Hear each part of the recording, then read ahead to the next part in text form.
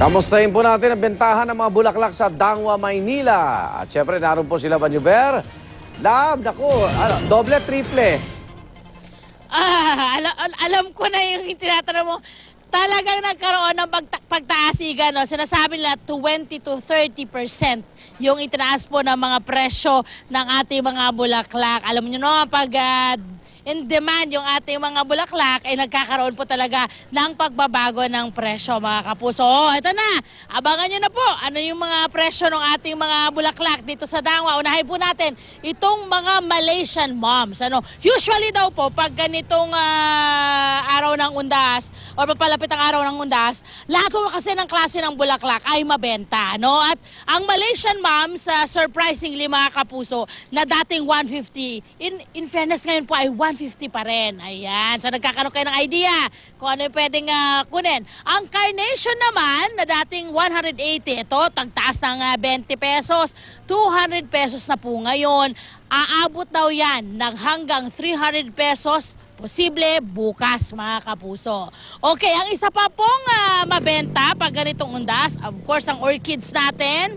Meron tayong pula, meron tayong pink, ayan. Yun daw pong malalaki, yan po ay nagkakahalaga ng 500 kada bundle, ano? At yung maliliit naman ay 350 pesos. Okay, yung ating aster, ito yung hindi napakita. Ito ang aster, oh. Ayan, ito yung mga parang pang-filler na nakikita natin. 80 pesos lang po ang kada kilo nito. No?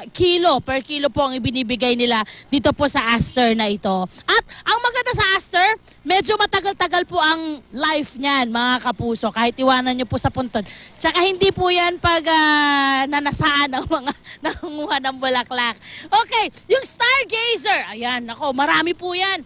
Yung iba po nanggagaling ng ibang bansa, China, isa po sa susupply ng mga bulaklak na Stargazer. Yan po ay dating 130 pesos. Isang stem lang po yun ha.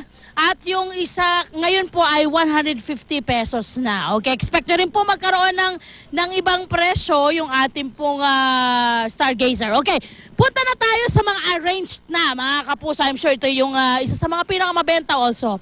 Meron silang small, medium, at merong big. Hindi large, big. O, social. Yung ating small, ito, yung mga nakalagay sa paso, ayan, parang ano nga lang to, styro lang to. Yan po ay 100 pesos. Ayan. May plastic na ho yan. Yung po ito, ayan, may basket. O, dadalo nga, taka ngayon. Yan po ay 250 pesos. At yung ating malaki, ito, medyo ang daming bulaklak.